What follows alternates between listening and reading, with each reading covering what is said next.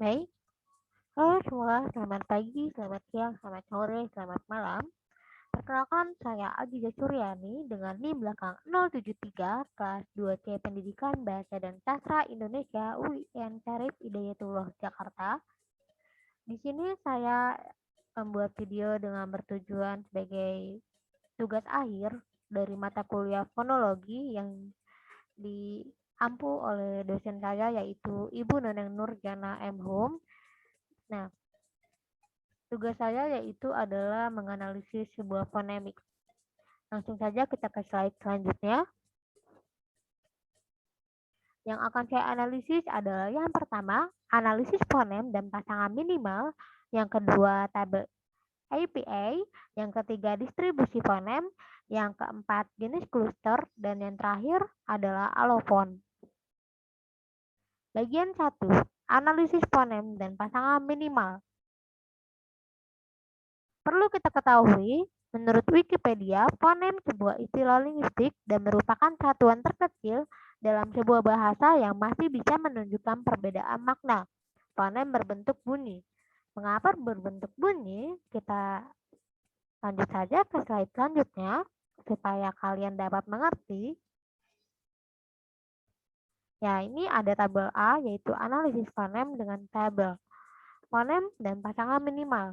Di sini terdapat fonem A dan I, itu terjadi perbedaan pada kata pada dan padi. Artinya pun juga berbeda. Pada, kata depan yang dipakai untuk menunjukkan posisi di atas atau di dalam hubungan dengan searti dengan di, dipakai di depan kata benda, kata ganti orang, atau keterangan waktu. Sedangkan padi adalah tumbuhan yang menghasilkan beras termasuk jenis oriza. Kemudian ada juga pada kata gitar dan i terdapat perbedaan fonem yaitu i dan e. Dan artinya pun juga kalian bisa lihat artinya pun berbeda. Gitar adalah alat musik dengan bahan kayu seperti biola, berdawai 6 atau lebih dan dimainkannya dengan cara dipetik dengan jari. Nah, sedangkan getar itu gerak berulang-ulang dengan cepat seperti tali, biola, per jarum, jam yang tersentuh. Kemudian ada juga pada kata batu dan baru. Batu adalah benda keras dan padat yang berasal dari bumi atau planet lain. Sedangkan baru itu berarti belum pernah ada atau belum pernah didengar. Nah, di sini terdapat perbedaan fonem yaitu antara T dan R. Kemudian ada juga perbedaan dari kata curang dan cerang. Itu terdapat perbedaan pada fonem U dan E. Artinya pun juga berbeda. Kemudian ada juga pada kata lalu dan laku. Itu adalah perbedaan fonemnya terdapat dari kata L dan K. Kemudian ada juga dari perbedaan kata tari dan tadi itu terdapat perbedaan fonem antara R dan D. Kemudian ada juga perbedaan dari kata racun dan rabun itu terdapat perbedaan fonem C dan B. Baik, kita lanjut aja ya ke slide selanjutnya supaya kalian dapat mengerti. Nah, bagian kedua, tabel APA berdasarkan fonem tabel A.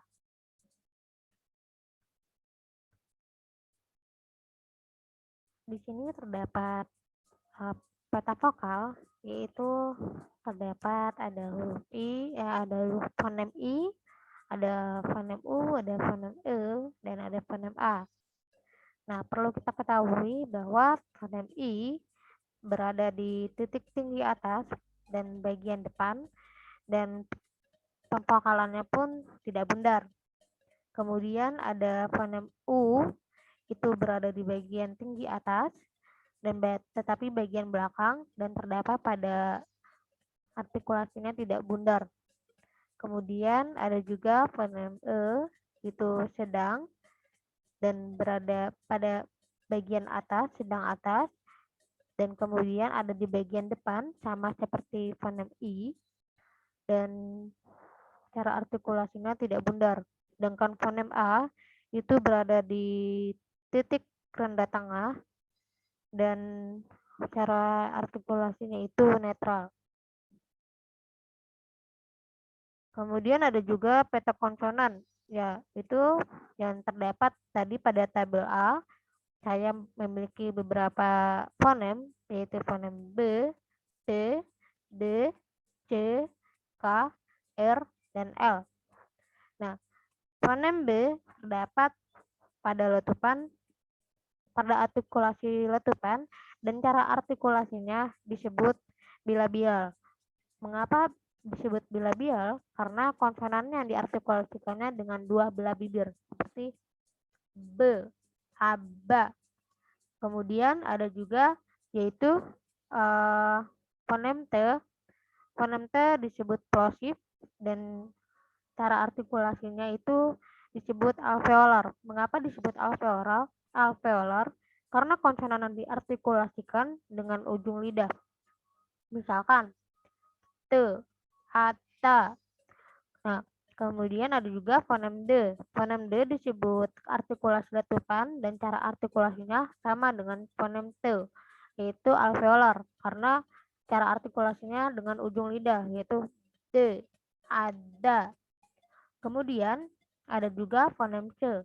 Fonem C itu disebut artikulasi plosif dan cara pengartikulasiannya yaitu disebut palatal. Palatal merupakan konsonan yang diartikulasikan dengan ujung lidah pada langit-langit dan ditarik ke belakang, seperti C, aca. Nah, kemudian ada juga fonem K. Fonem K disebut juga artikulasi plosif dan cara pengartikulasiannya disebut velar. Mengapa disebut velar? Karena konsonan yang diartikulasikannya dengan bagian belakang lidah menyentuh langit-langit mulut. K, A, K. Kemudian ada juga R. R disebut artikulasi getaran dan cara pengartikulasinya alveolar sama dengan fonem T dan D. Hanya saja R itu cara pengartikulasinya bergetar seperti R, ara. Nah, kemudian ada juga fonem L. Fonem L ini cara artikulasinya disebut aproksiman lateral. Nah, cara pengartikulasiannya alveolar juga karena dia memakai ujung lidah. Ala. Seperti itu, teman-teman. Nah, bagian 3 ada distribusi fonem berdasarkan tabel A. Tabel A yang tadi ada pada bagian 1. Distribusi fonem perlu kita ketahui yaitu letak atau beradanya sebuah fonem dalam satu satuan ujaran yang disebut kata atau morfem. Nah, di sini terdapat fonem yang sudah seperti ada di tabel depan, yaitu A, I, B, C, T, R, D. Nah, di sini ada fonem A dan bagian awalnya apa, pada bagian tengahnya pada bagian akhirnya sama. Kemudian ada fonem I, bagian awalnya itu ikut, bagian tengahnya pahit, bagian akhirnya cari. Kemudian ada fonem B, bagian awalnya bumil, bagian tengahnya tebu, bagian akhirnya kebab. Fonem C, bagian awalnya cinta, bagian tengahnya aci, bagian akhirnya tidak ada. Fonem T, bagian awalnya tapi, bagian tengahnya katam, bagian akhirnya kuat. Fonem R, bagian awalnya rusak, bagian tengahnya mari, bagian akhirnya acar. Fonem D, bagian awalnya delman, bagian tengahnya adab, bagian akhirnya akap.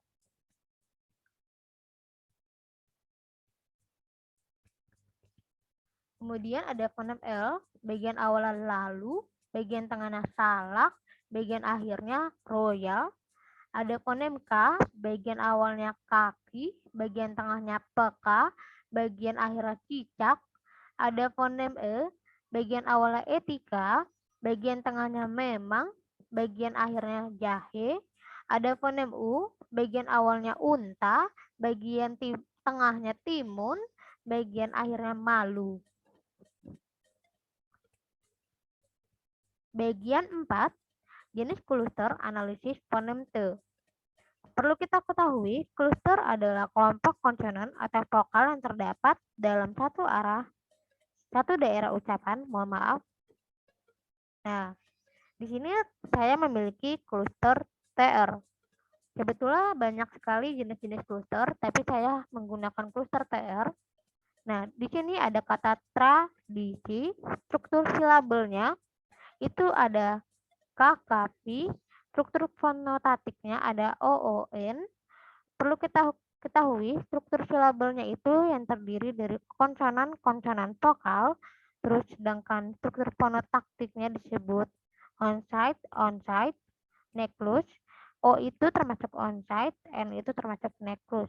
Kemudian pada kata tragedi, struktur silabelnya itu KKV, konsonan-konsonan vokal, struktur fonotaktiknya onsite, necklus atau OON.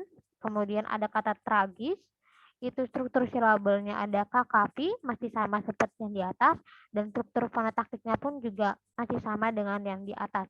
Sedangkan trampolin, struktur silabelnya pun berbeda. KK, PK, dan struktur fonotaktiknya pun juga berbeda. Ada OONK. OONK berarti onsite, necklus, koda. Sedangkan struktur silabel pada trampolin hanya bertambah menjadi KK-PK, yaitu konsonan, vokal, konsonan. Kemudian ada kalimat transaksi, konsonan, vokal, konsonan. Kemudian struktur fonotaktiknya ada onsite, necklus, koda. Kemudian pada kata trauma yaitu konsonan, vokal. Kemudian struktur fonotaktiknya yaitu ada onsite,